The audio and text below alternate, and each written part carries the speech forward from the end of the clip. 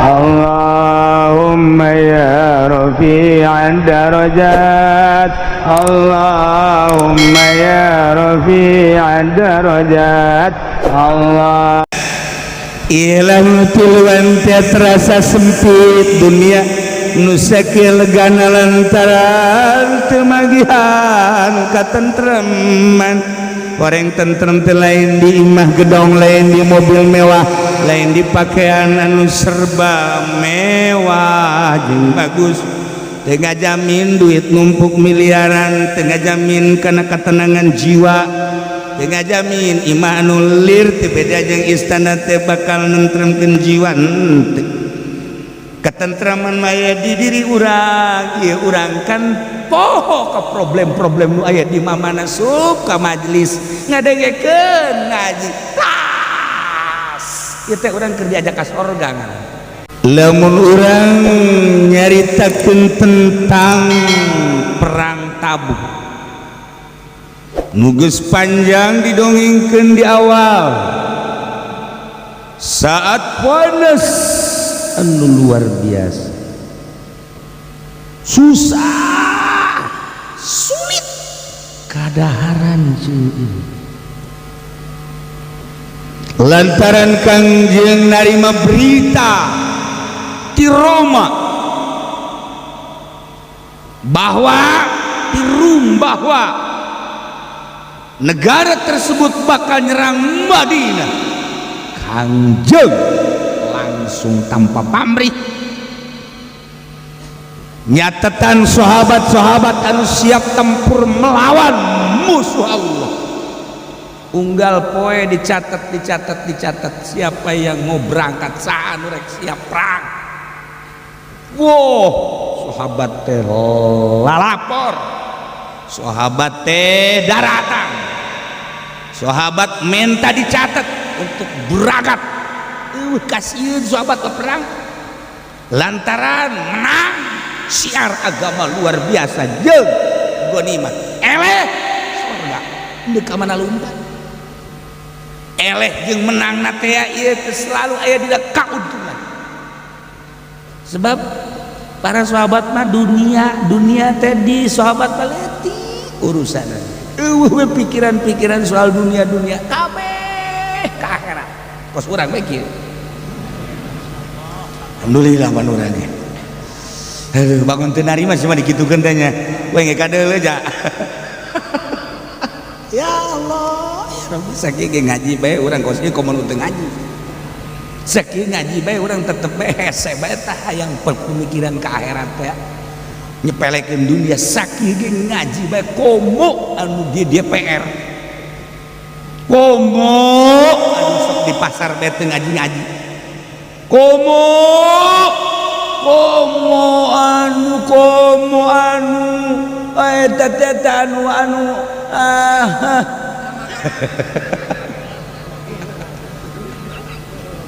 ya Allah ya Rabb. Haji nah mendaftarkan diri dalam rangka li'ilai kalimatillah, siap tempur perang lawan musuh Allah. Baik, mantep. Di antara anu siap eta sahabat ternam nu teu asing deui Ka'ab bin Malik, Hilal bin Umayyah, Murarah bin Rabi. Eta mah sahabat ternama nu henteu pernah tinggalin perang, selalu di barisan depan, terutama Ka'ab bin Malik lantaran gagah aya di nyana, wawasan aya di nyana, sugih aya di nyana, bahkan geus siap nyana meuli kendaraan unta buledek 2 jam perang Tabuk. Tapi ketika Kangjeng Nabi berangkat ke Tabuk, Ka'ab tinggalin, nu mantak tinggalin di jero kolbuna menunggu korma depannya. Hiji eta nomor kadua na ieu teh keur panas nu luar biasa hayang rada niuhan. Tapi di benak hatina lah kendaraan aya awak sehat pokoknya mah berangkat sapoe 2 poe 3 poe kakejar kan nusuki mah kitu bae pan nusuki mah tuh kitu bae tah pada nama kendaraan ecek-ecek lain mah geus hebat kakejar geus wae berangkat sahabat mengiringi Kangjeng Nabi Ka'ab menunggu panen nomor kedua lah sapira Tabuk kendaraan geus disiapkeun keisuk nya panyakit keisuk teh aya di nyana datang ka Kangjeng geus datang ka Tabuk nyana masih keisuk icuk colek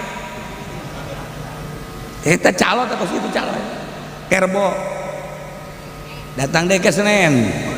kerbo ke Senen bonen ayo bae lembur bonen uyuhan naik tadi lembur bonennya urang mah cicing di nyaja isin saya di mana gua cicing di bonen ke Hararayang nah akhirnya Kangjeng teu pernah nyarita di mana Ka'ab nyarita ketika Kangjeng geus datang ka Tabuk bendera kepanglimaan pikeun ke Sidina Abu Bakar Siddiq radhiyallahu anhu Sidina Ali kita ngurusan ahlul bait nah ibarat datang ka Tabuk teh ditaroskeun ai Ka'ab mana aya nu nyarita Ka'ab mah waduh nyana mah ieu teh permasalahanana hiji tangkal kormana loba kaberan deuk panen mereka duana nyana teh hayang rada istirahat digebes ku tolah ye dihareupeun ka anjeun geus henteu nyana mah bagus keke nuturkeun dia kalau ngomong cicing tapi Kangjeng kan lain jelema biasa apal dihareupeun urang jelema ngabohong ngabual-bual oh iya tuh Kangjeng malah itu ya tuh wah Ka'ab sakumaha anu geus dicaritakeun kamari tentang perang Tabuk akhirna Kangjeng Nabi teh terjadi perang nama lantaran horenganan di Tabuk teh encan mempersiapkan untuk peperangan anu sabenerna kakarake rangkuman didinya Kangjeng Nabi teh lobi jeung Yohana akhirnya terjadi peperangan mah tapi nyin ketentuan tilu surat ku dilayangkeun ku Kangjeng Nabi kesimpulan nama sarua jeung perang ulang Kangjeng Ka'ab Hilal Marah temilu kata begitu Kangjeng Nabi sumping ke Madinah kebiasaan Kangjeng Nabi di mana sumping di mana-mana terutama perang langsung Kangjeng Nabi ke masjid engke pada subuh teh cali Kangjeng Nabi di payunan masjid didinya tengke para sahabat teh sararumping naroskeun teu milu teh naroskeun keberadaan peperangan jeung sajabana cerita-cerita tentang perang kebiasaan seperti eta maka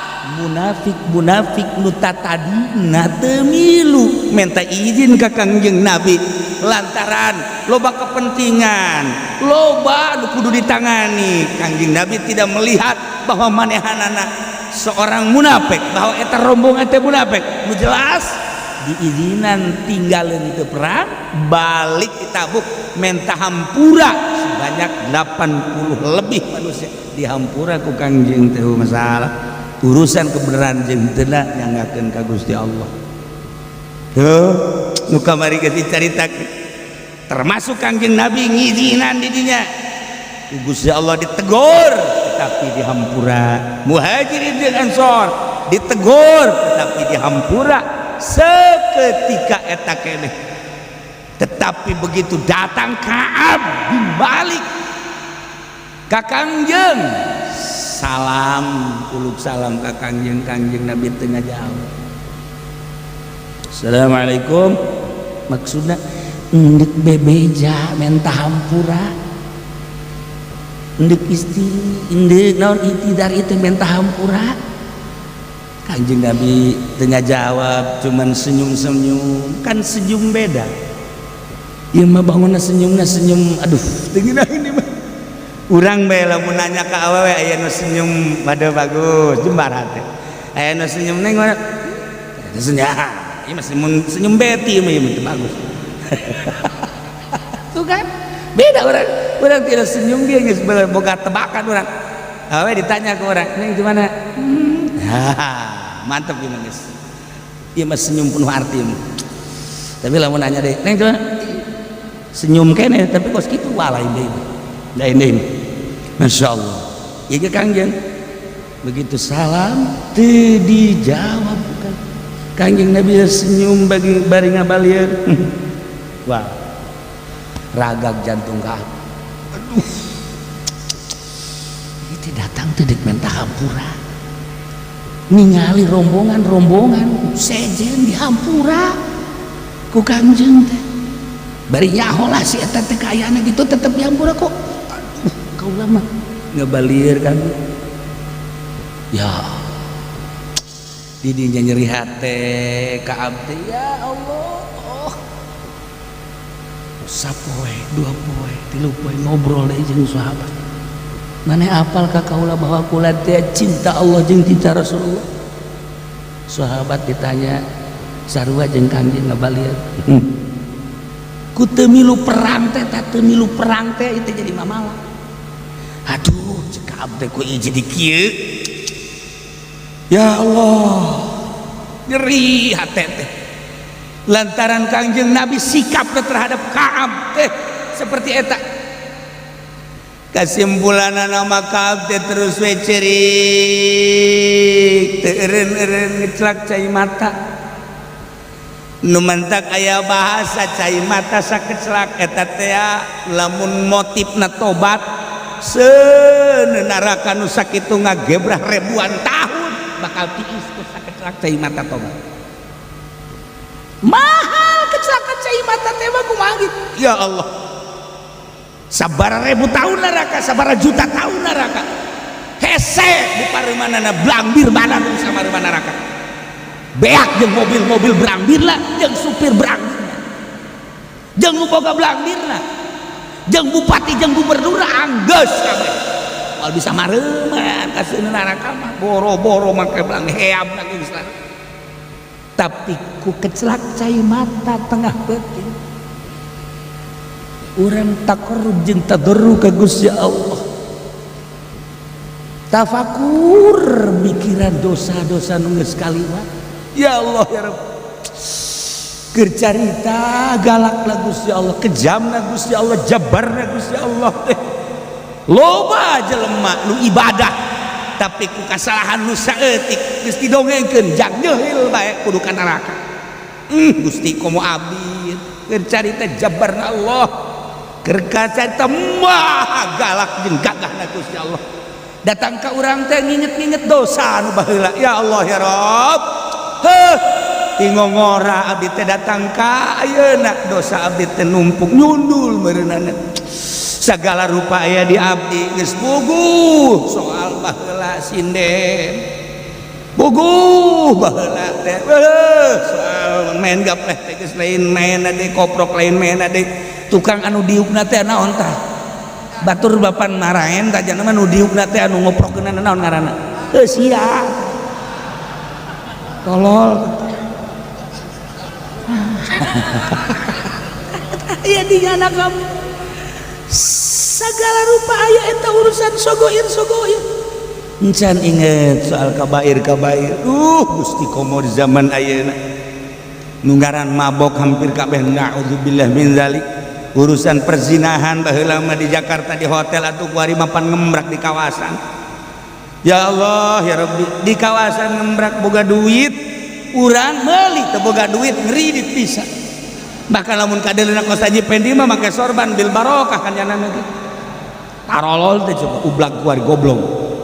Tah ieu kabair kabeh. Urang inget-inget tengah beuting ya Allah ya Rabb ya Allah ya Rabb ya Allah ya Rabb. Lamun terus bae kurang diinget-inget dosa, diinget-inget neraka. Carana seperti eta.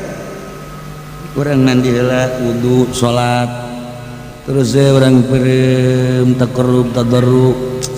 terus saya mikiran ya Allah ya Rabb Gusti langit tenang Gusti ya, bumi gitu kene si langit si bumi sadayana Gusti di antara dadamelan Gusti teh abdi Gusti abdi teh meureunana ieu teh hamba Gusti makhluk Gusti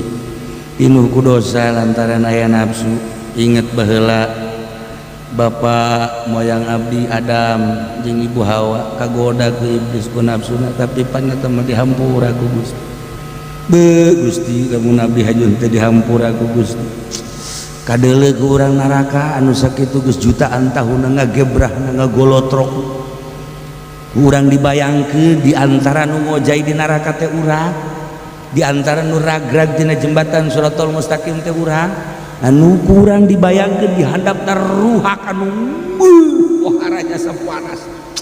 Lamun di dunia orang neuleuh ruhak tanggal kayu kemudian dibeleup jadi ruhak urang kadinya geus ngerecek ieu mah geus jutaan tahun. Ya Allah gambarkeun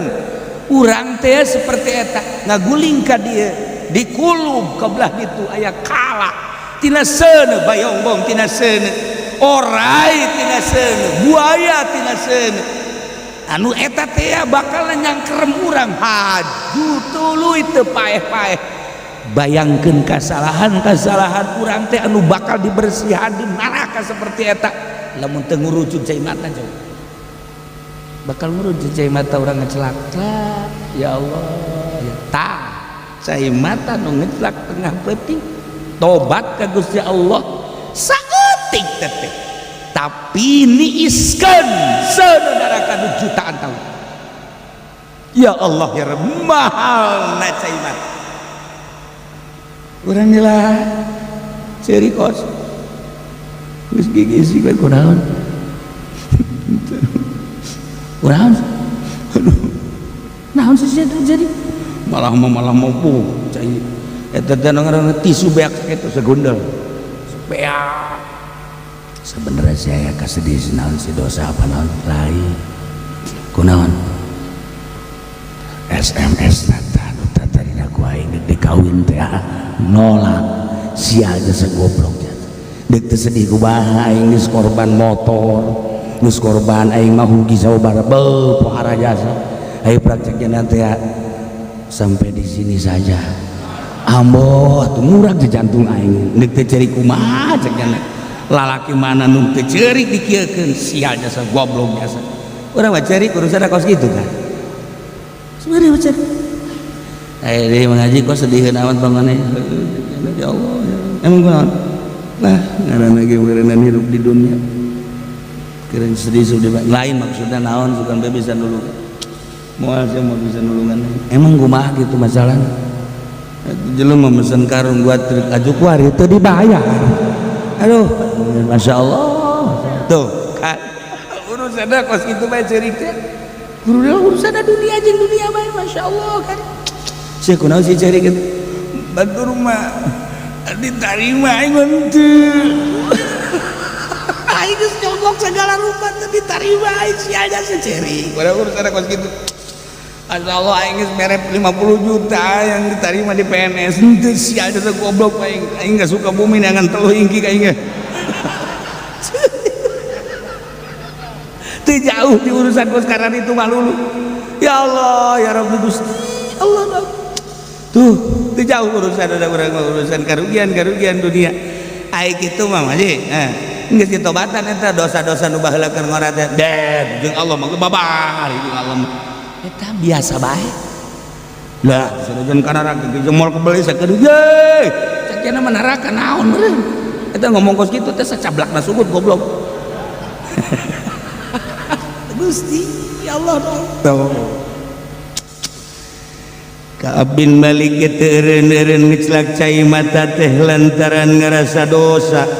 henteu milu ikut serta jeung Kangjeng Nabi dalam rangka nilai kalimatillah perang Tabuk kamada minta hampura ka Kangjeng ngabalieur boro-boro ngobrol salam nage geus teu ditarima aya senyum nage lain deui ieu ge tabasum gobo non godob nyeri amat hate kebelah dia nanya aya model kula sahabat nu lain anu mentah hampura ka Kangjeng teu diterima aya saha apal tadi dapat apa Hilal bin Umayyah jeung Mirarah bin Rubai sarua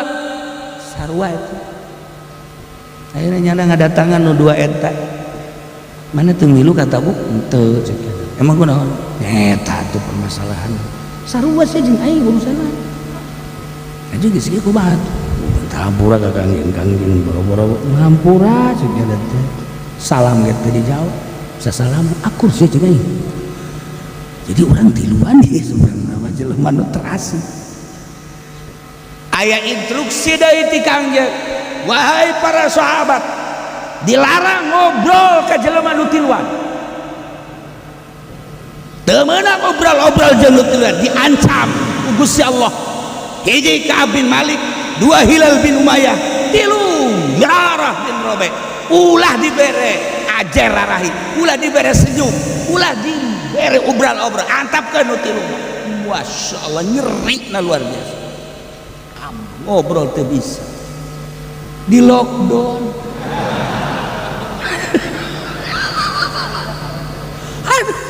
Masya Allah akhirnya caririk duduhan teu pernah kemana-mana faktorna usia manehanana geus rada aya umur tapi kan Ka'ab mah seorang budak ngora anu keur meujeuna gagah waringka sagala aya di manehanana gagah aya di manehanana wawasan aya di manehanana sugih aya di manehanana deh make jeung aing kabitak soal-soal urusan dunia hanjaka lamun sampaikan ka Kangjeng teu dibere ku Gusti Allah narima hampura kumaha aing kahar teureun ceri cara riceung di imah teu pernah keluar terutama nu dua ngan Ka'ab mah lantaran budak ngora masih kene kalau kebutuhan ke pasar biasa. Instruksi selanjutnya cek Kangjeng Nabi di samping teu meunang ngobrol jeung sasaha asingkeun ulah dibere budi panggil Ka'ab panggil ku Kangjeng menghadap nu tiluan teh menghadap aya naon deui Kangjeng ulah bergaul jeung pamajikan teu meunang bergaul jeung pamajikan bikeun heula ka keluarga teu meunang manehna tual-tual ka pamajikan teu meunang bergaul jeung pamajikan ancaman ti Gusti Allah jaba teu meunang obrol jeung nu sejen dilarang ngobrol jeung mana dua teu meunang keluyuran ka mana nomor katilu jeung pamajikan ge teu meunang bergaul beuki nyeri bae kan di imah mah aya pemajikan lumayan obrol-obrol jeung pemajikan kan urang teh bisa we curhat-curhat soal kariweus soal kesedih soal segala rupa ngaranna ge jeung pemajikan minimal atuh minta diurutankeun ka pemajikan mah pangurutankeun ieu atuh henteu urang nu diurutan atuh nyana diurutan ku urang kebelah dieuna atuh urang dipencetan ku nyana belah ditu mah nyana dipencetan ku urang beuki naik sudah pas malulu ya Allah ya Rabbi ta ieu kan teu beurang akhirnya kan diidikeun ka keluargana sakumaha instruksi Kangjeng kaula teh keur di lockdown teu beudang keluar teu beudang bergaul teu beudang ngobrol teu beudang ka mana instruksi terakhir pamajikan kudu diasingkeun heula surti keluarga ge apal dikumaheun kajadianana ya Allah ieu teh geus 40 poe tambah setelah pamajikan titah diasingkeun menjadi 50 hari geus 50 poe teu bisa obrol-obrol teu bisa keluyuran dilarang eueuh sahabat anu mere budi kabeh gunung catur teh nyaritakeun bongana wawasan aya di nyana, gagah aya di nyana, sugih aya di nyana, tapi tidak ngilu memperjuangkan agama Allah tah balu karena model kos kaki beki sedih bae dedengian di sisi gigir loba. Masya Allah karing sedih tina 40 poe tambah 50. Tapi ketika Kangjeng nuju aya di bumi Sulem, maka Kangjeng Nabi senyum-senyum sekitar jam 2:30. Aya naon ya Rasulullah? Jelema nu tiluan teh dihampura ku Gusti Allah ngejat musuh. Cak manehna kula beunang henteu kaluar ya Rasulullah. Aya naon? Deuk kabejaan bahwa nu tiluan teh teh dihampura. Atuh eueuh masalah engke teh sabar tas subuh nya peuting-peuting. Ieu we ku bunga-bunga na meureun mana teh bungaheuna eta nu tilu dibere informasi seperti eta. Atuh ai daek mah teu naon cek Kangjeng Nabi. Ngan ke we nu mata subuh. Teu kuat peuting keneh geus kabejaan. Tah eta informasi langsung ti Gusti Allah nuturun ka Kangjeng. Masya Allah bantak ieu ayatna wa 'ala thalathati alladziina khulifu bagus ya Allah narima tobat ka jelema nu tiluan hiji Ka'ab bin Malik, 2 Hilal bin Umayyah, 3 Marar bin Rubi' eta teh alladzina khulifu nu tiluan teh jelema anu diengkekeun ku Gusti Allah dipanderikeun tina ditarima tobatna waris setelah 50 hari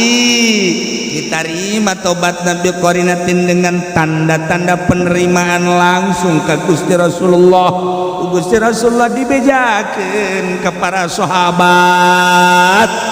maka 50 hari terkekang batin selama 50 hari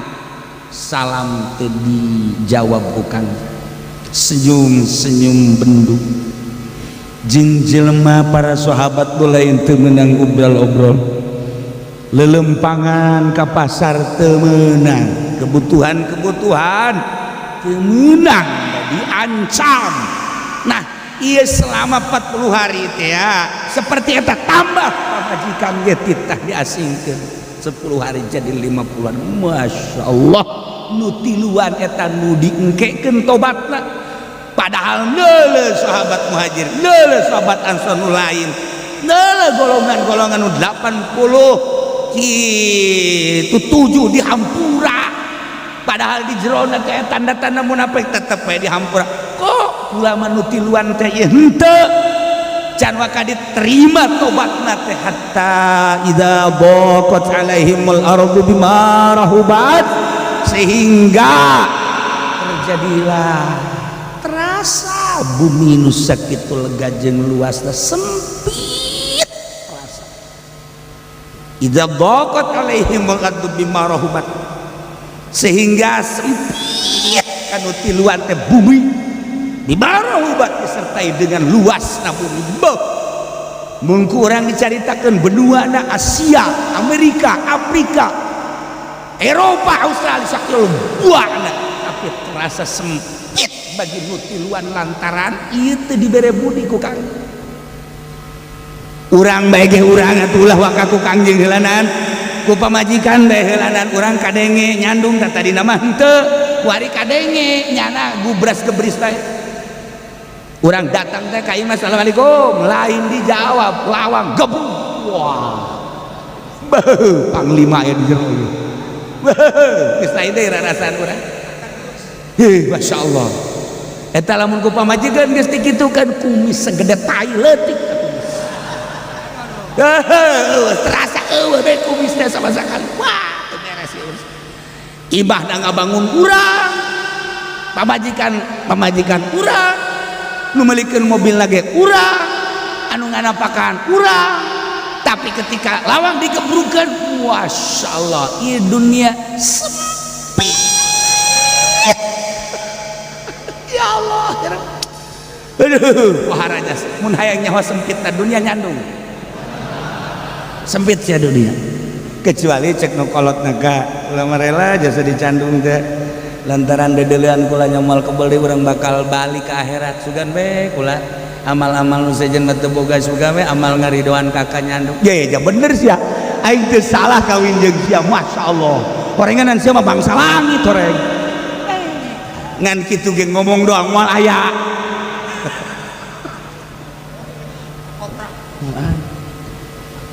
tapi aya bae dari hiji dua mah tuh ieu mah lain kan kakarak SMS-an doang geus diblokir masyaallah eta anehnya ganjaran nu panggedena dicandung ketika dicandung eta surga geus muka bae iraha bae pae geus tinggal nyolong bae ka surga geus teu kudu hese-hese ibadah awewe mah asal dicandung eta lawang surga anu 7 muka kabeh geus teu kudu hese-hese tapi tetep bae nyana bangun mung ka surga teh tah teh bung emang na surga naon kitu ngan eueuh deui cenah nyana teh amal-amal lukur ka surga jalan endahan ngahelah kos kitu ya Allah etalah manusia ketika diberi ganjaran gede kosnya kadanan cara Siti Rubaiyah mah dianter di ongkosan kakak lain bagian mijilir aya ongkosna henteu aya tah kula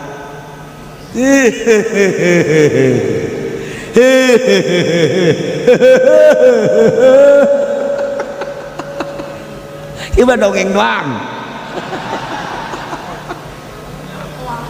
masyaallah kan dah nutiluan danun can dibere lawang tobat ku Gusti Allah Kangjeng Nabi na masih kene bendu sehingga terasa bumi nu sakieu luasna anu sakieu jembar jeung legana teu karasa sempit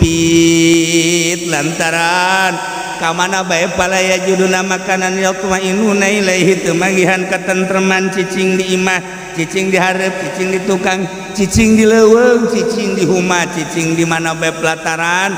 teu ngarasa tentrem teu manggihan tempat ditentremeun ja tentrem atuh lain di tempat kolbu moal Kanjeng Nabi Yusuf as-sijnu ahabbu ilaihi tentrem di jero penjara tentrem lain tempat ulah dikira istana nu sakitu megahna mobil nu sakitu mewahna aju jelemana tentrem cam jelema nu naik Mercy duaan jeung pamajikanana tapi kesang eta asek nu sakitu poharan tetep kesang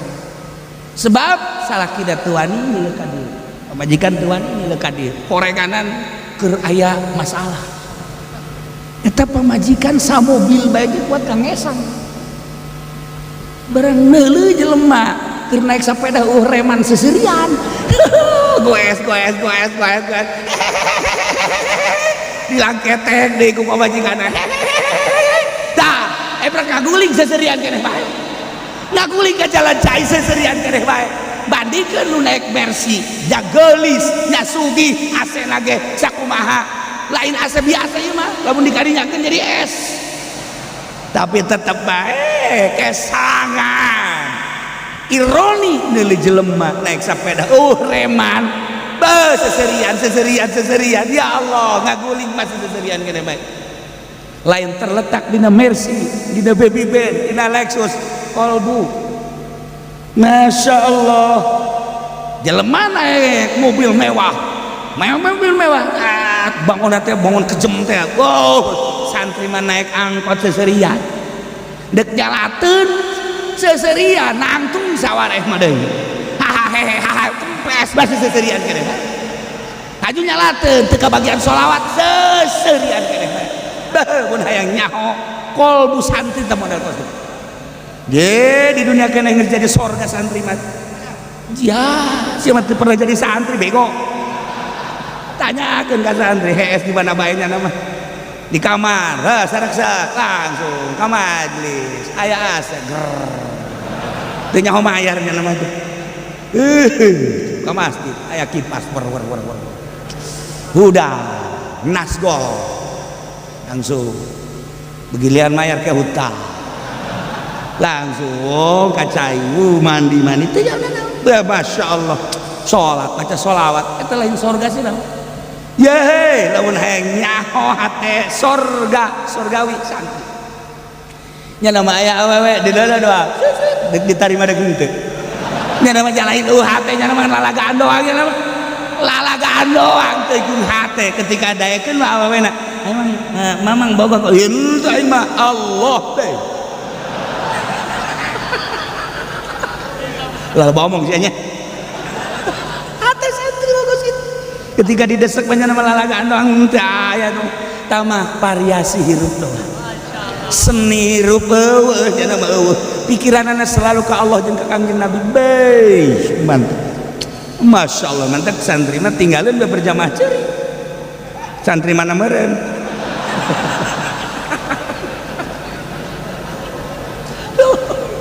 guys budaya jauh indah nah hirup ya santri beneran bukan malilagaan jam sabaraha bae nya nama hayang masak ngalarang jam hiji peuting lapar atuh langsung hiup sorangan ngisikan sorangan baik ngobrol deui nya nama kos nu teu masak teh kos kitu beres bae kalinya oh asak cek cenah teh laukna goreng tuh gaju aya dah sia masak pesta nanti mana nyaon ditutup deh geus teu make aturan itu mah biasa aing barang ieu daharna ge geus moal aya pangindah-indahna hirup jadi santri jelema nu teu pernah masantren moal nyaho indahna hirup moal nyaho nikmatna hirup wajan teuing nyana jadi bupati nyana jadi gubernur nyana jadi big boss nyana taruhlah jadi presiden pos presiden Jokowi kemarin teu nyahoan jadi santri teu nyahoan moal nyaho indahna gitu maksudna ai Gus Dur makan santri nyahoan nya nama nyahoan tapi nu henteu pernah nyaho ka dunia santri tinggalin zaman ibaratnya keindahan dari santri nyana mah tuh deka masjid ben cokot be baju saha nyaho-nyaho di masjid gede tinggi baju atuh lain nu nyang tapi babaturan di lok marah deh di lok marah sia make baju aing sacokot-cokotnya aja poek geus mah sugan marah sugan masya Allah tah menciptakan surga di jero pondok pesantren geus tercipta dahar jeung naon bae nyuna dia lain nu nyana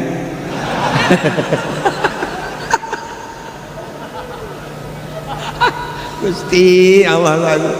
badak lamun aya jelema pesantren haju betah geus anugerah panggede-gedena tapi di luar pondok pesantren modern mah lain santri teman kos gitu mah nipu santri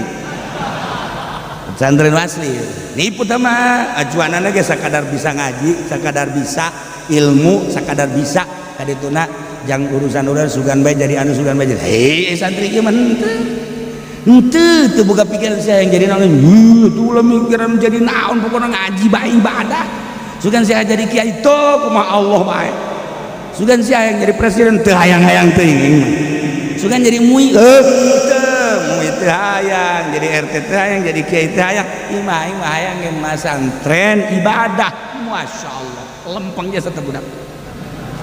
engkeun aku masih lamun di wiji atuh Allah kana ayat tadi nagi aing teu mikir ana naon kaluar ge di dunia mantak ke mondok sia tolol bisa nganasehatan batur geus ulah ngomong jeung aing mah jadi wali sia maka karakos kitu dah Pokoknya wal kaharti dunia santri mantok loba nu nanya ka kula soal-soal saja di mondok kan teh sih ente mah ulah ngobrol jeung aing ditu kecuali di mondok arak bae ngibejaan mal ngarti sih dunia santri mah ka jeung hukum mah hese santri buka bingung saya umur sabaraha aing 29 geus encan hayang kawin ya tuh encan aya takdir di Allah atuh aing ke manggil takdir mah babahri kabeh ge geus ditulis di Lauhul Mahfuz. Aing datang ka kobong mah ngalamun nya ye.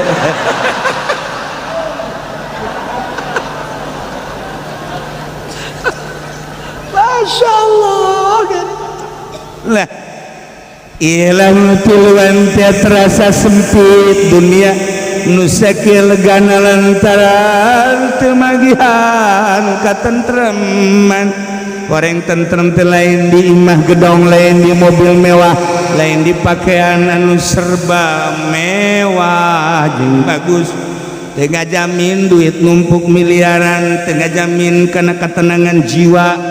teu ngajamin imah anu lir teu beda jeung istana teh bakal nentremkeun jiwa. Teu. Ketentraman maya di diri urang, ieu urang kan poho ke problem-problem nu aya di mamana suka majelis ngadengekeun ngaji tas ieu teh urang keur diajak ka sorga ngaran itu boga perasaan keluar deui ngaji datang deui war asana di imah nu nagih geus araya ieu masyaallah bener bae barang datang ka imah ka angel apa sih ngaji go nu nagih can marah pemajikan geus marah teh pangada asa ngaji teh gegeran atuh emang kunaon tuh nagih aju ku lain aju celik kula ye gegeran balik lamun teu sakalian teh pemajikan pinter amat sih udah tah ieu lah urang teh keur diajak tenang tentrem nu hese ge itu masalah tentrem mentak geus lah cenah kieu ulah eureun-eureun ngajan datang ka magrib sia nu ngeunaheun ya boga masalah meureun di imahna teu bagihan hiji tempat anu bakal nentremkeun jiwa bahkan wa ghaqat alaihim anfusuhum ruh pekanu tiluan teh hati-hatina anpus teh jamatina nafsun anpus tapi di manaan ku Imam Jalal teh kulub anpus pirang-pirang awak tapi nu dimaksud tafsiranana kulub kulub majus tina awak berarti min itlaqil kul wa iradatil juz mun dibahas kurang majas ngaji teh geus kitu ada mah paranti metakeun doang tuh najas berarti kan nah kolbu lu bingung cilok awak lu bingung kolbu lil ghammi wal wahsy lantaran aya bingung gersah teu paruguh ieu teh bitakhiri taubatihim lantaran diengke-engke tobat can ditarima kana bae tobat teh datang ka Kangjeng teh ngabalir Kangjeng teh datang ka Kangjeng Nabi senyumna lain senyum anu bunga tapi senyumna senyum godob di samping eta loba instruksi nu sejen nyeri jasa kolbu teh bokot alaihim anfusum masyaallah hate teh sempit perasaan kelantaran aya ghammi wal wahsy gersah jeung bingung kolbu jelema lamun urang ya urang ngali jelema bae asal kadarena kos kitu ieu keur bingung ngajeun kumaha kad awak nu mantak di dieu dibahasakeun lah awak wa ghaqat alaihim anfusuhum padahal mah qalbu tapi ngabahasakeun ana awak lantaran hikmahna tina qalbu teh bakal kana awak jelema lamun qalbuna eukeul jembar awakna ge kadeuleu marah mae wajahna awakna kitu keneh lamun keur setengah-setengah deui kitu keneh lamun qalbuna keur mejehna gersah nyeri hate kababawa awak jeung beungeut mantep dibahasakeun awak nyele jelema je kancing bajuna salah imah ieu mah badak mal beres eta jeung gua make kopiah miring dah kos eleh main ieu budak kajen gua kumaha kajawan gua aing haju buuk lagi geus teu disisiran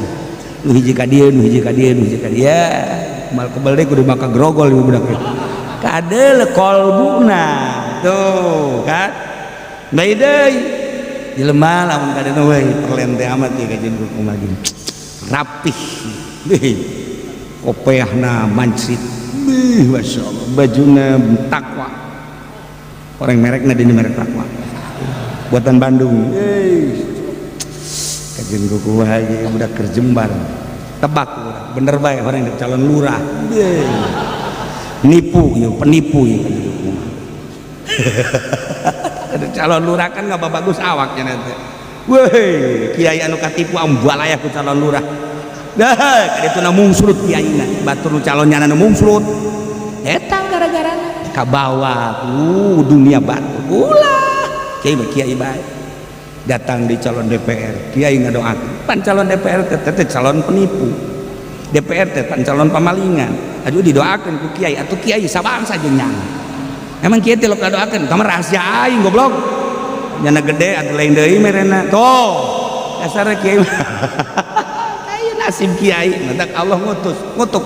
Ih, sia ngadoakeun calon DPR tolol cak Allah.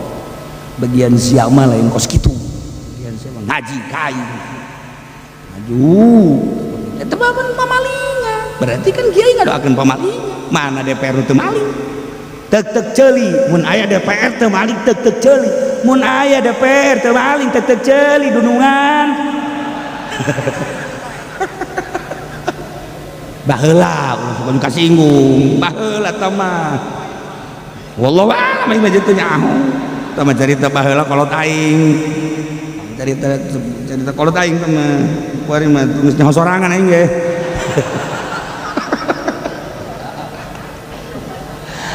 Aya sih nu dieu ulah sok nyukos kitu. Aya kitu. Merenangan aya lah hiji wae mana lagi sok teu jelas yang ngomong. Di negara demokrasi mah geus diciptakeun jang maling nu mantak embung teh ye mun hayang sasakalana mah pajar aing ngomong teh ceknya teh sok sangeunah-ngeunahna ye diurut heula ku aing bakal heueuh sia nu mantak ieu nagara teh embung dijadikeun negara Quran lantaran hese jang maling tuh pertama teh globalna beh kan nu mantak sepakat ieu nagara teh nagara demokrasi anu baheula teh sabak dah Kangjeng Rasul teh kapan eta teh khulafaur rasyidin masih tentrem sabada khulafaur rasyidin teh kapan dilanjut eta teh ku Bani Umayyah masih hebat ketika Bani Umayyah geus teu aya dilanjut ku Abbasiyah mulai di dinya teh rada aya kekurang tentreman lantaran geus mulai aya pengkorupsian padahal mah lain korupsi untuk membangun bangsa jeung negara tapi dianggapna geus keluar ti aturan tidinya selesai dilanjut ku Utsmaniyah kitu atuh sejarahna ti Utsmaniyah dioyak-oyak teh supaya eueuh teh naon teh permasalahan hese ngalawan khalifah teh hese dioyak-oyak berhasillah dengan Mustafa Kamal maka sejarahna tumbang di harita jadilah dunia demokrasi laluasa jang naon cenah kieu pokona melaluasa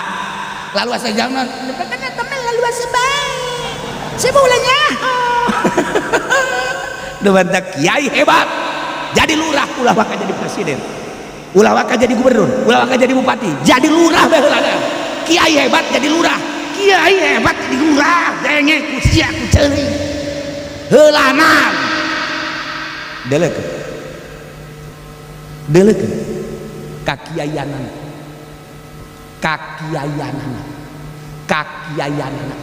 siapa sababaraha kali cenah ngomongnya hai bangun siapa teu percaya ka aing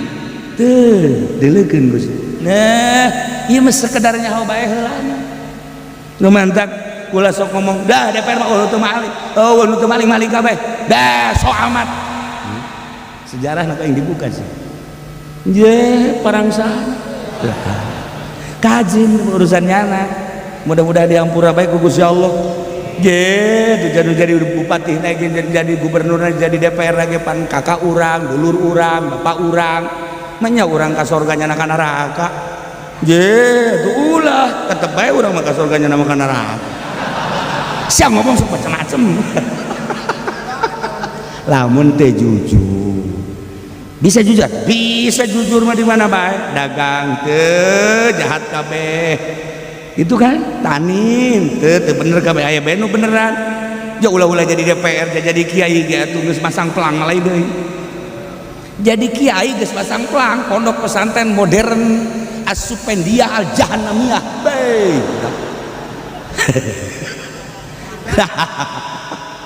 Ieu teh lain deuk nyaritakeun kajahatan, nyadarkeun nu tilu ieu boga kasalahan aju sadar. Nu hese ge kan sadar. Urang cicing disalah tapi teu sadar salah eta bahaya. Tapi orang salah tapi hanya sadar heuh sabareuh aja horenganan barang di tembok mata hati mah heuh dunia mah beunang jabatan mah aya tapi horenganan jang ibadah ka Gusti Allah mah heuh tah hayang sadar seperti eta. Ieu teh keur nyaritakeun lalakon jelema nu tilu sadar anu cai mata ngeclak nu sakeclak cai mata teh bakal niiskeun neraka. Bayangkeun Masya Allah sejarah lain lalagaan Pak. Yehehe poharat teu kudu make ember-emberan, teu kudu make kudu semprot teh tadi naon ngaranna blangbi teu kudu jang mareumeun neraka cai mata ngeclak ti peuting timbul tina hazan tobat ka Gusti Allah. Masya Allah itu yang contoh teu daqat alaihim anfusuhum hati teh sempit lantaran encan diterima tobat wa zannu alla malja minallahi illa ilaihi ku sempit-sempitna dunia nu sakilegana terasa sempit ku sempit-sempitna qalbu lantaran encan diterima tobatna terasa kadieu hese kaditu hese akhirna boga kayakinan ieu teh aing teh salah kasalahan ieu bakal jadi siksa gorenganan timbul ti Gusti Allah siksa teh anu bakal nyalametkeun teh Gusti Allah atuh boga kayakinan alamal jauh jang tempat ngungsi minallah ti Allah ila ilai kecuali ka Allah deuk ka mana tuh urang ngungsi teh janu bogana ke Gusti Allah neraka nu Gusti siksa nu Gusti nu bakal nyalametkeun teh Gusti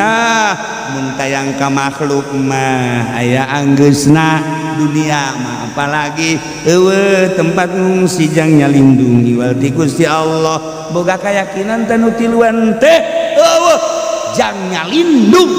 pangungsian kecuali Allah dika Allah aya-aya bae deui aya-aya bae gangguan saat sempit saat rupa saat menunggu keputusan ti Kangjeng Nabi keur bejeuna kesulitan do aya surat Yahudi suratna di jerona anjeun teh keur diancam ku Rasul anjeun teh keur di lockdown anjeun teh geus teu aya kalaluasaan geus maneh ka dieu bakal dibere ku kaula teh hayang jadi naon maneh jabatan hayang dagang naon maneh jeung hayang kumaha tinggalkeun lalakon eta hayu ka dieu ka aing henteu kumaha tapi ka begitu maca surat ieu sial setan sia disoekeun dengan setan sia ngeganggu buat aing ka Allah sia hebatna ka eta surat panyeungeunah maneh teh keur dibenduan maneh teh kuari teh teu meunang ngobrol maneh teh geus teu meunang ka mana ayeuna pamajikan ge ayeuna diasingkeun lah ulah hese-hese maneh mari ngora keneh wawasan aya ka dieu hayang jadi naon maneh jabatan hayang naon ya geus dibere fasilitas lamun urang ngolosot urang mah ngolos tapi ka begitu dibaca setan set rajin teu perlu aing ngos kieu aing mah hayang ge dibere senang hati jeung dibere senyum ku Kangjeng Nabi tanda Allah ridhoan ka aing disoek-soek Masya Allah karim ya Allah hebatna qalbu Ka'ab mentek wazannu alla malja illa minallahi la ilaih boga keyakinan utiluan teh wejang sidel wejang nyalindung ti Gusti Allah tina siksa Allah tina ancaman Allah illa ilai kecuali ka Allah dikawalkeun ti harita panggil ku Kangjeng begitu geus pasrah total langsung dipanggil ku Kangjeng. Ih, Kangjeng panggil ke senyum-senyum, masya Allah. Kakarak dipanggil doang ge, aya berita ti para sahabat, masya Allah, geus bungahna. Aha, ieu dunia lega deui. Dunia lega kamari mah sempit, dunia dedeleuan ge aya 2 meter mah meureun. Kuari mah lega, masya Allah. Pas urang nyandung hageun kolot ridho, dunia legana luar biasa. Ginahin dunia tis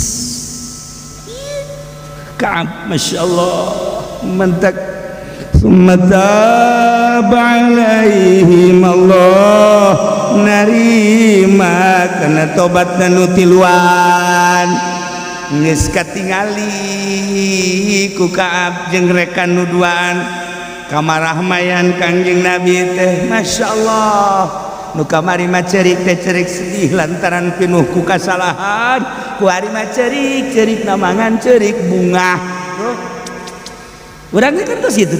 datang dulur urang ti Mekah dararatang ka deuleu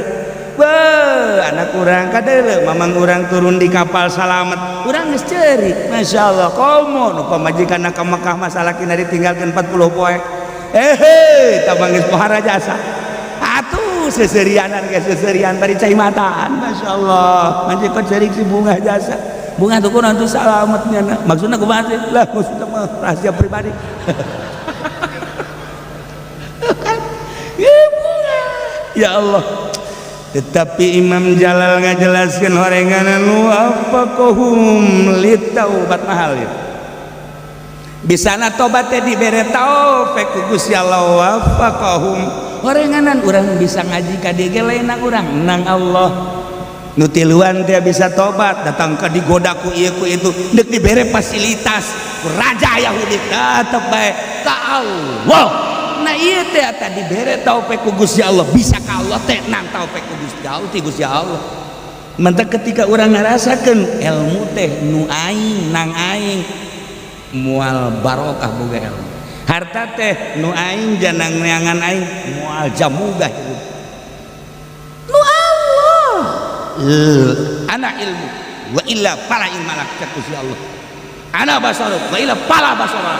ana samu wa illa pala sakala nu aing kabeh kok di aku sia teu di aku urang-urang sakiayana Gusti abdi mah teh dek ngahadam teh ka Gusti we aya titipan ilmu ti Gusti nyanggakeun sagala-galana henteu diojol sia ku amplop teu perlu amplop loba di mah eusina Gusti tah eta tololna ki pudoli teh aduh masyaallah keur ieu tah mah bari mah siapa sok aju hasud kitu teu bari tah ya masya Allah nang Allah orang bisa nak daek ngaji teh nang ngadaikeun Allah bisa nak orang maca kitab nang Gusti Allah wafaqahum orang bisa sholat lain orang nang Gusti Allah orang bisa tobat ka Gusti Allah nang Gusti Allah kuari loba di antara orang ieu urang mamana daratang ka dieu padahal mah loba nu gagah loba nu sugih tapi teu dibere taufik ku Gusti Allah poe Minggu teh ka puncak poe Minggu teh mobil aya duit aya fasilitas berbagai aya endahan ka puncak tadi bade taufik ente makan sakit teu boga duit keur sararusa ka dieu emang teu boga duit ieu nya ge pagon boga duit emang taufikna diberena keur teu boga duit teu kitulah eta keur carita bae teu kitulah jadi wajah-wajahna ge lain deui wajah tukang neangan duit ya gitu. Nah itu kadele kan duit di mana bae kanyahoan nu pamajikan dihandapkeun ka surga kanyawan ieu ngaranna tukang neangan duit ngaranna nah akhirna manehna ku pasrah-pasrahna ka Gusti bisa tobat ya emang dibere taufik ku Gusti akhirna sumata alaihim Allah narima tobatna jadi bere taufik geus kulantaran dibere topik tobat liat tubuh supaya tararobat ku Allah dibere taufik pikeun tobat maksudna liat tubuh supaya tobat atuh memang ku Allah dibere taufik atuh daek tobat luhur ieu mah ye berarti geus luhur sabenerna mah tingkatan luhur sebab ya tingkatan sahabat aijang urang mah sebenarnya mah kesyariatkeun ieu mah geus lain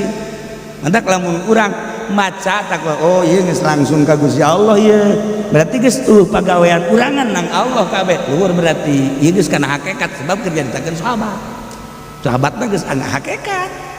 namun di awal we lain kos kieu ya Imam Jalal nafsiranana ku hebat waffaqahum litaubat berarti nang urangan nang Allah kabeh nyana bisa cerik nang Allah nyana bisa takarrub ka Gusti Allah nang Allah nyana bisa nemah nang Allah nyana bisa tobat nang Allah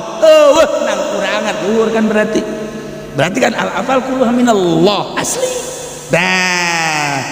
supaya tararobat emang diberi taufik ku Gusti Allah jang tobat atuh tobat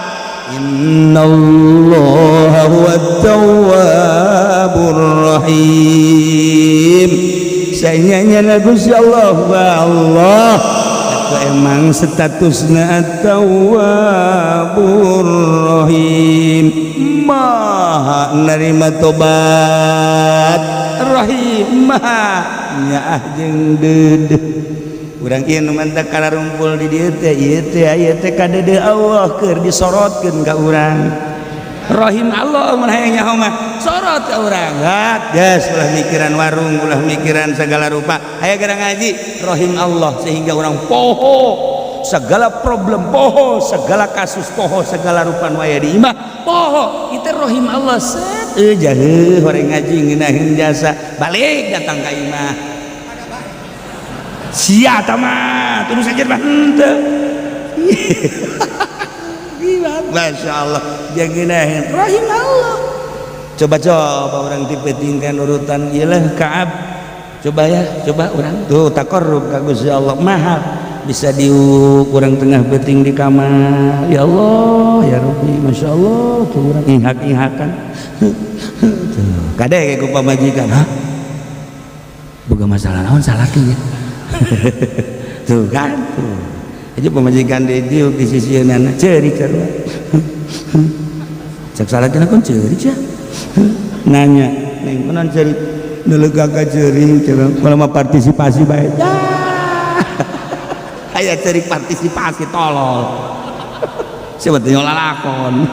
kula ku bogo-bogona jeung cintana ka kakak seurik kula milu seurik kakak ceurik kula ge milu ceurik kula mah neuk nuturkeun ka kabeh han nembongkeun cinta kula ka kabeh Masya Allah jadi toel kurang geus ning kula cerik ning diragap urang teu make kutang nah waduh tina tobat jadi lain deui urusanna sia mah heran dibajak kos kitu teh karolol kabeh ge la iyalah ya ieu mah penyempurnaan cerita tentang perang Tabuk nu sejen geus ditarima tobat tapi nu tiluan mah diengkekeun diakhirkeun tobatna turunlah ayat wa 'alas salasati maka tercantumlah dina Bukhari panjang lamun urang maca tentang cerita Ka'ab diterima tobat Ka'ab tertulis asli di Bukhari Masya Allah panjang kene ceritana sampaikan kan nyaritakeun tentang keistimewaan Ka'ab termasuk di jerona Abdurrahman bin Auf termasuk di jerona ayat sababaraha sahabat Tolha nah iyalah keistimewaan Ka'ab datang ke akhirna Ka'ab bebeakan aku mah datang ka Kangjeng Rasul Gusti abdi hiji kabungah iwal ti ditarima abdi deuk nanya tobat abdi teh ieu teh nu narima teh Tuhan apa Gusti Allah Kangjeng Nabi mana aya timbul ti kaula ti Allah abdi teh kaperhatikeun ku Gusti Allah jadi diakhirkeunana abdi teh horeng sebuah perhatian lain deuk kumaha abdi nyaho ieu teh diakhirkeunana teh abdi batur mah geus tiah baheula ti heula ditarima tobat abdi mah diengkekeun ieu teh sebuah perhatian geus ana kos kitu Gusti abdi teh boga kakayaan nu sakieu lobana hendak dipasrahkeun ka Gusti mangga dibikeun kabeh jang kepentingan agama syiar agama mangga ulah cek anjeun tenang geula kaab tenang kayak urang atur henteu datang ka dilu eta dunia sama sekali ku bungah-bungahna diperhatikeun ku Gusti Allah datang ka dipasrahkeun ka sadaya hirup di dunia jang naon itu dunia sakieu lobana teh itu biridanan mun abdi paeh teh mun sakadar dibagi-bagi geus dikagustikeun kabeh mangga abdi mah geus nyesakeun sedekah ulah kitu cek kayak urang atur engke urang atur tah kahebatan Kaab teh bari dempo Kanjeng teh kaluhur Masya Allah keur digupayan ku bidadari ya Allah ya Rob batur mah geus saperti kitu ieu teh urang teh kan kasorot ku rahim Allah Tawwabur Rahim lamun lain kasorot ku rahim Allah jamual daek urang tah wayana geura pasrahkeun ieu harta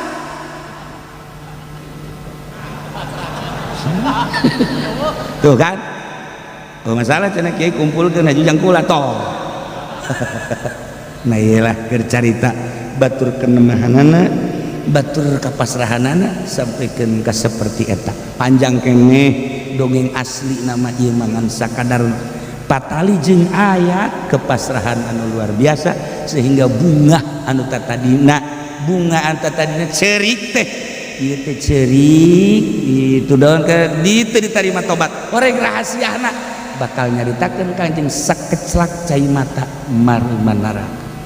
rahasiana eta di samping eta geus diterima ceurik nu kadua ceurik anu bunga luar biasa ku bunga-bunga diperhatikan ku Gusti Allah harta kabeh dipasrahkeun ngan ku Kanjeng ke urang atur lain kitu carana supaya rapi ya Allah ya Rabb innallaha huwat tawwabur rahim mudah-mudahan urang kabehan bisa dibere daek tobat ka Gusti Allah tur ke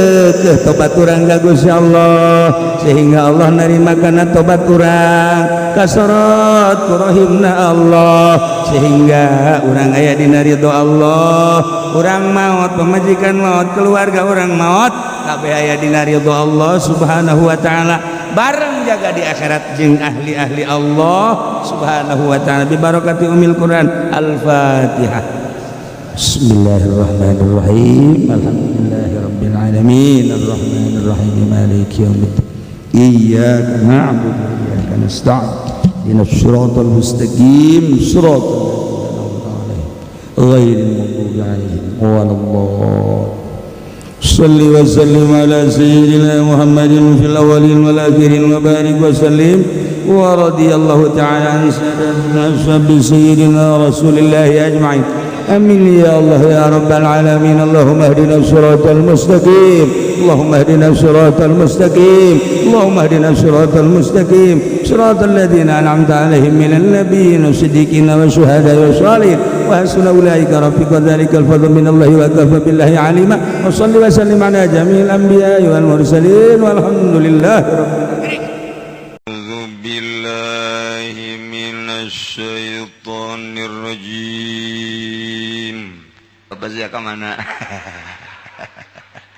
emang kos gitu juga tangkeun los cenah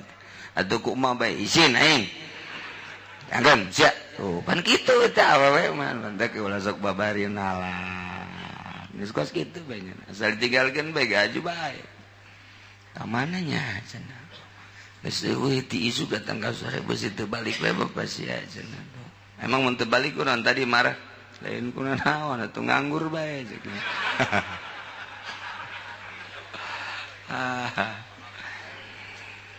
tak ieu teh kieu maksudna loba jasa ku ari ustad loba jasa ku ari kiai tapi lain ti pasantrenan tah mah kiaina dua tak anu ngahukuman nalak keur marah teu jadi cenah ieu deh kumaha hukum dipake ulin-ulinan kos kitu sebab cenah cakena keur marah kadiekeun kiaina aya jelema nalak teu marah keur ngarendeng sayang engkau akan tua ku tolak ya tuh malah ya dagorkeun habek teh kiai nalak sih keur bener tilok aya nalak mah pasti ge cekcok minimal gelas tilu mah geus peupeus eta cenah ieu mah keur marah atuh emang keur marah mah kudu dijaga ge sia dek jadi nalak keur marah geus teu kudu nanyakeun deui kepada pengajian mana bae keur marah jadi sanajan nyana teh keur amprekan marah kesernen jadi geus teu kudu tu nyatanya deui sebab lamun nanya deh oh tuh jadi cenah keur marah mah atuh soekeun sungutna aya nu nalak keur teu marah moal aya aja moal aya nalak keur happy moal aya nalak mah keur marah kabeh jadi tuh sing ade nah ieu kuari mah geus urusan talak mah kos kitu anak terbengkalai cek kamari lamun eta budak basi keneh beuki nyusu nu nyusuan indungna mun indungna aya cai susuan kudu siap nyusuan ta eta teh lamun aya indungna kuari mah indungna eueuh ieu rek dimasalakeun teh anak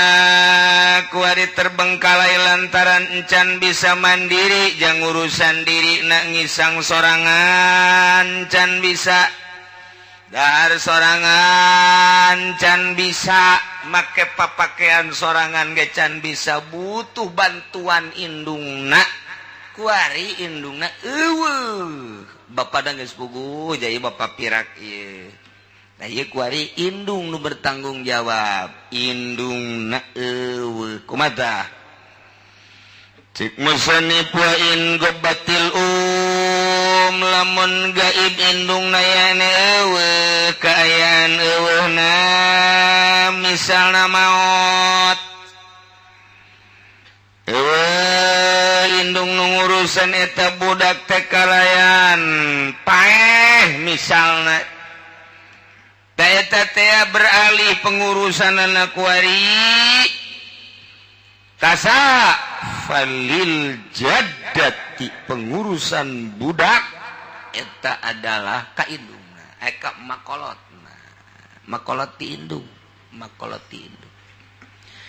atawa diurus menang sabulan menang 2 bulan nah kuari indung nu asli teh edan tengah-tengah perjalanan edan nah ieu alikeun ulah diurusan ku indung nu edan bisa-bisa dikulub gunyana pajar daging embe ke anak deui ulah nu edan atuh ngaranna ge geus ambil alih langsung ku makolotna falil jaddati ala sahih kitulah pengurusan teh nya mantak rapi urang lamun ngadengikeun dina urusan agama Islam make syariat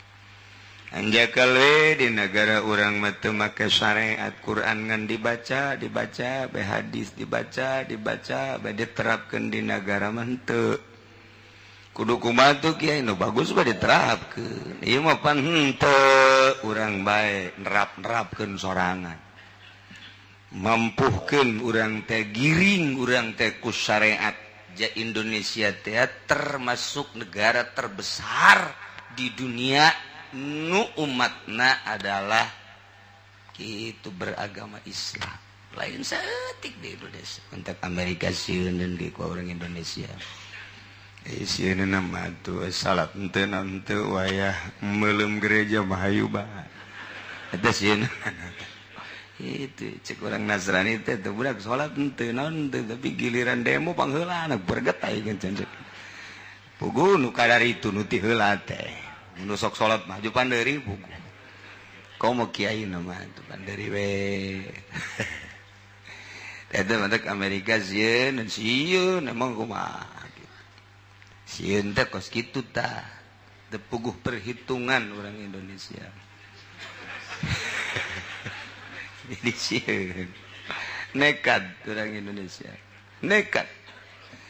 puguh usaha teh ngojek keneh batur pamajikanna dua ngeunaheun amat teh diukur ku nyana nekat nyandung waktu tsunami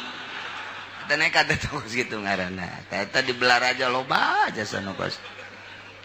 di Bojong nu karari itu tepak ka Cikupa pasar Kemis banten teu tertinggal eta kos itu masyaallah kuari indung nu rek urusan budak teh maot alikeun jaddati atawa tengah perjalanan sabulan 2 bulan indungna edan ambil alih ku makolotna tete nomor kahiji nomor kadua nak teh dijelaskeun babitu zalik annal grib idzam tanakanatil habana liman yali pelanggaranana nurutkeun cek ahli fikih menang nyotek tina usul fikihna sanyana karabat anu deket pertaliana jeung eta budak di mana-mana teu bisa ngurusan alihkeun kanu leuwih deket artina eueuh ieu emakna ka makolotna eueuh makolotna adik emakna eueuh adik emakna teteh emakna bibi meureunna tawa uwa eueuh bibi jeung uwana kuari teh yeuh coba ayeuna mah neangan anak tetehna coba anak tetehna ge nu rek ngurusak neangan anak adikna masya Allah gitulah nya annal garib idzam tanakanatil hadanah limayali jangan ternyata makna maot makolotna maot di tangan bibikna eueuh anak bibikna eueuh uakna ge eueuh anak uakna eueuh tetep budak teh perlu pengurusan teu kudu ka pantai asuhan heula nurutkeun cak agama mah teu kudu ka babysitter ciser lantaran eta mah kan kudu dibayar kos kitu mah jauh nu lillahi taala kamana atuh tah ieu pengurusan budak wasani takunul wilayah lis-sultan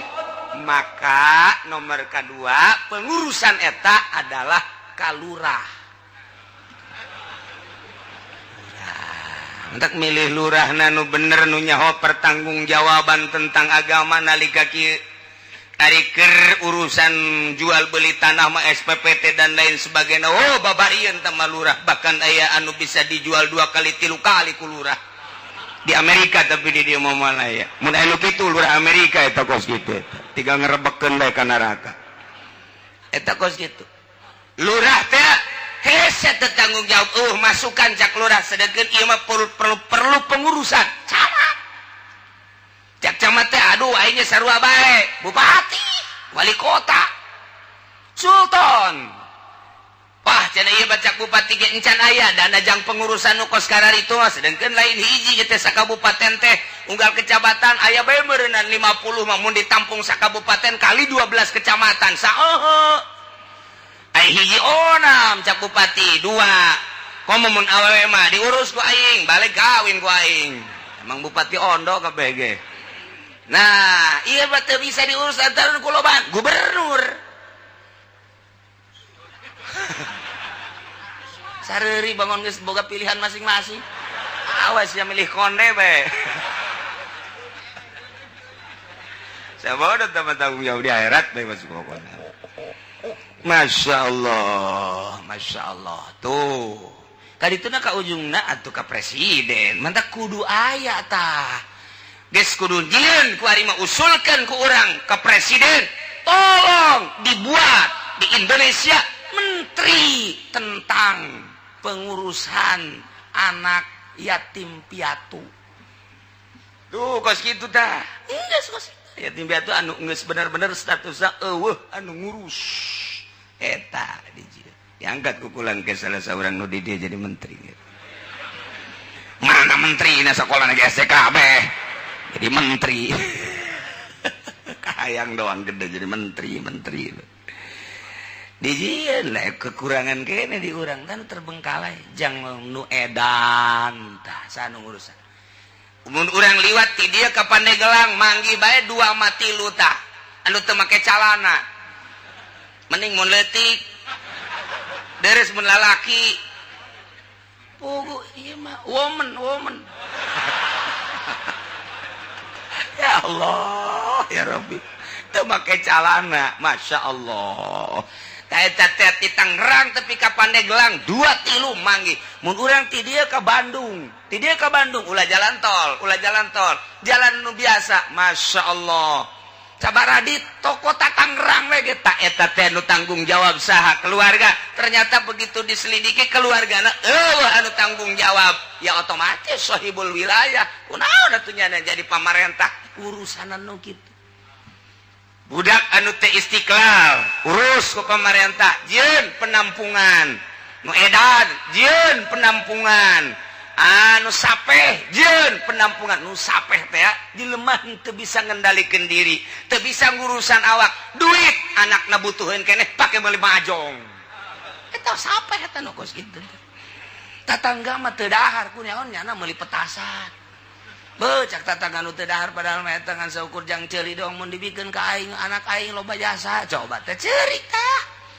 Ceurik nyana mah huahehe eta kapan jeung sinden. Ayo mah ceurik nu teu dahar teh. Tah eta sapeh kendalikeun ku camat. Tampung prek meuli petasan camat. Tah eta kos kitu tah. Ieu di Indonesia can anggeus. Taruhan teh ge aya menteri sababaraha macem tah di antarana ku ari menteri pikeun pengurusan nu kos kitu. Tuh. Sahibul wilayah. Lain eta bae pemerintah teh kamalau gobal waliyu fin nikah au adola. Sebagaimana aya hiji awewe eueuh walian sedengkeun deuk nikah, tanyakeun bapana eueuh maot, tanyakeun coba bapak kolotna eueuh, tanyakeun kakana nu saindung sabapa eueuh, tanyakeun coba nu sabapa eueuh, mamangna eueuh, uwana eueuh kabeh deuk nikah ieu kumaha ieu. Eta adalah lurah nu kudu nikahkeun. Sing ada sakali deui lain nikahkeun. Ku lurah deh ditikah. Salah nikah jeung nikahkeun. Beda ngomong seutik bahaya. Kaya lurah di dina ieu makanan aing. Horeng kudu ku aing cenah ditikahna. Nikahkeun goblok. Si salah.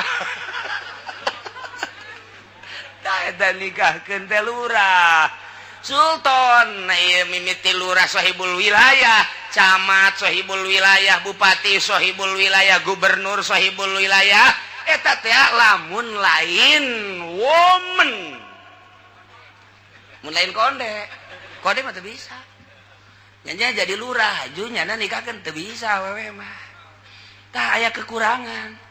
Mun muludan kudu datang. Oh tidak bisa. Kunaon kana keur nipas. Jorepan. Tah, ieu sahibul wilayah kamalau gobal wali pinika adola. Wali nama aya, bapana aya ngan bapana teu nikahkeun ditanya alasan teu nikahkeun mugen bae. Pak, abdi ieu geus boga calon, emakna ge sarua we teu hayang aing. Moal aing mah moal nikahkeun ka sia pokona, moal ngawalian. Ditanya dasarna ieu teu mantak teu gawalian emang teresep ka naonna ieu apakah teu sakupu atau kumaha pokona moal bae aing mah. Adol teh nu geus kitu ngaranna. Embung aing mah moal ka nikahkeun jeung moal nikahkeun bae bisa aing mah ka sia teu hayang aing mah. Sedengkeun ieu kan butuh teh eta teh kudu kumaha tah nu adol kitu hakim teh sultan sahibul wilayah ya camat lurah camat gede cek camat teh gede dikahkeun bapak aya nama maju teu daek nikahkeun eta bapak teu meunang pindah nu kos kitu mah bapak aya ngan teu daek nikahkeun teu bisa pindah ka bapak kolotna teu bisa pindah ka kakana eta mah kudu bapana we bapana embungan nikahkeun embung we pokona mah teu kudu hese-hese lumpat ka Pandeglang lumpat ka Bogor lumpat ka Cianjur teu kudu camat nu kudu nikahkeun nu paling hebat bupati untuk lamun bupatina gering setruk teu bisa nikahkeun misalna atuh pocot nya geus terganggu teu konsen loba masalah nu kudu ditangani terutama pernikahan nu eueuh walina atawa aya ngan teu daekeun bawa ka bupati nu kudu nikah bupatina teu bisa wakil bupati nano teu fungsi wakil di Indonesia di Tangerang mah teu fungsi eta mah ngaranna kana wadamun kos eueuh bae eta mah iraha rano nyin kegiatan-kegiatan di Tangerang baik keagamaan maupun kepemerintahan encan aya jalan buatan Rano Karno encan aya gedong buatan Rano Karno encan aya artinya teu bisa komunikasikan kecuali nikah ahli merenya nikah mah. Nah, ieu teh artina tah sahibul wilayah teh coba kudu anu smart pikiranana, kudu anu hemat pikiranana sehingga nyana teh bisa ka dieu ka ditu. Ieu keur carita bagian agama. Tuh. Antek sing ade. Jadi kudu wilayah takunul wilayah li sultan kama law gobal wali fin nikah au adola. Nah, jadi fungsina loba jasa. Begitu. Indungna eueuh alikeun makolot. Eta teh lain sebatas eta. Hartina andal gharib idan tanakanatil hadanah limayali. Oh makolotna berarti bibina. Oh bibina berarti uwana. Oh bibi jeung uwana anak uwa anak bibi. Ternyata kakara ka sahibul wilayah. Ta eta teh hadza kullu fi ghairi mumayyizin sadayana nu tadi dicaritakeun ku urang ti awal tepi ka dieu kullu sakabehna teh eta teh dina pengurusan budak anu encan tamiz. Pengurusan budak anu encan bisa mandiri, can bisa ngurusan sorangan, ngising, can bisa ngisang sorangan, dar, can bisa ngahuap sorangan, make papakean, can bisa ngasupkeun kana leungeunna jeung ngancingkeunana jingjet bae. Can bisa sorangan tak eta teh perlu penanganan sakumaha tadi, ta penangananana ieu lah nu disebut hadona.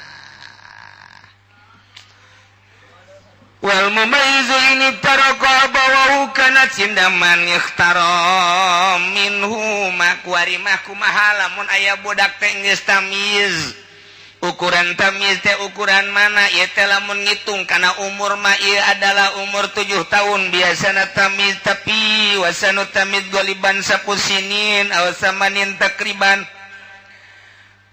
Lamun gujiku umur mah 7 tahun, 8 tahun eta budak teh geus bisa kuari mangising, ngisang sorangan, mun dahar ngahuap sorangan, mun mandi bisa make sabun sorangan, bisa make baju sorangan. Umurna 7 tahun, 8 tahun.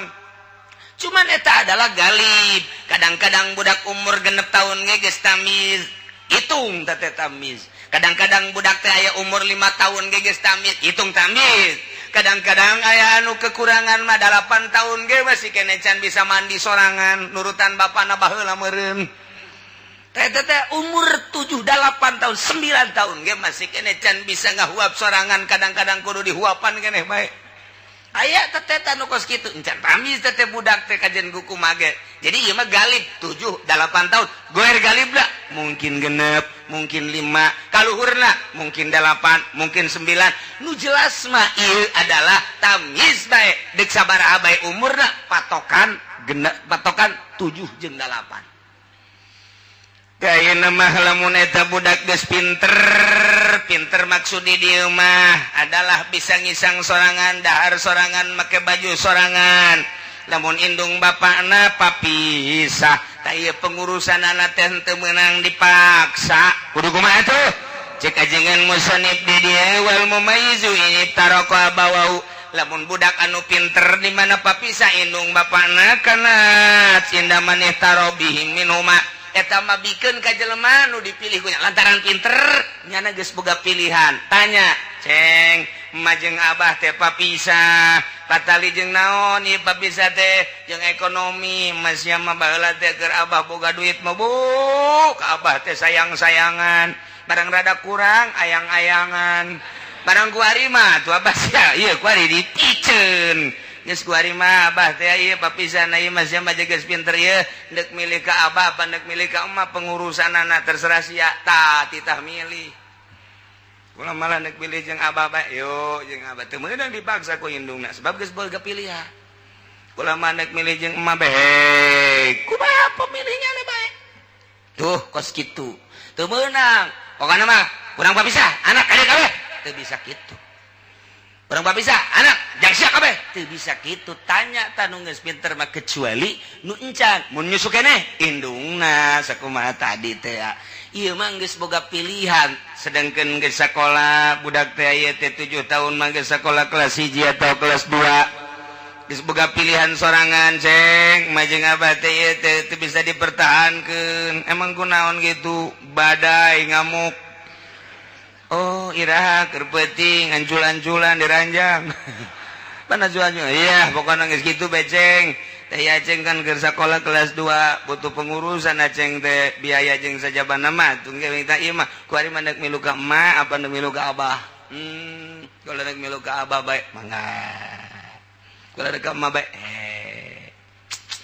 Masya Allah orang lamun keur kieu mah ieu mun keur kieu keur tararenang nyaritakeun kos kitu teh sedih nyaritakeun kos kitu sedih apa mungkin budak kita milih kos kitu asana teu wasa urang tapi lamun kabeneran datang tsunami mah teu sarua bae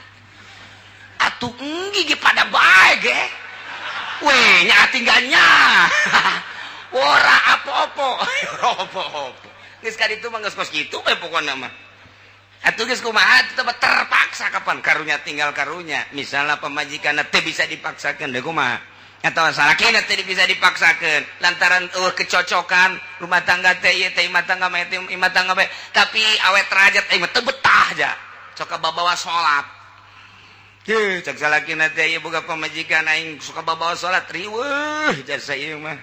asal deuk berjamaah berjamaah malulu duit wah teu beres teu beres ya boga pamajikan tah eta awet derajat teu ngeunaheun paneta kos kitu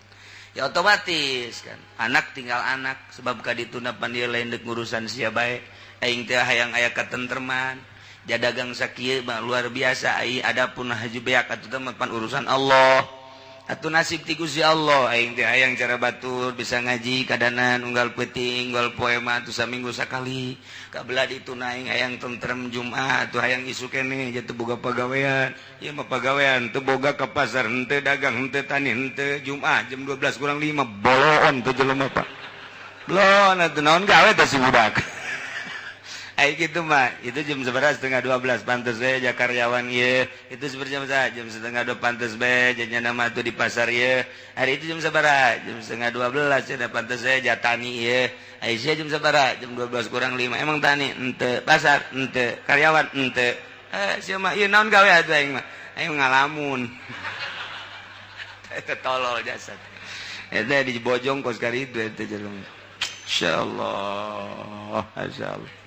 saya mah ingat yang tenang we bisa ke masjid jam kadanan cara batur jam 9 jam 10 setengah 12 asana ngeunaheun meureun kaburu salat duha kaburu salat tasbih kaburu maca sholawat eta lamun tentrem di imah tangga ngeunah coba lamun teu tentrem ka masjid teh heulangan datang ka masjid lain maca sholawat Pak cager moal bika ngaingnya kos kieu amat jangan lu batur aku ngeunaheun ni matang aing nasib aing kos kieu aing di baledog moal ieu balik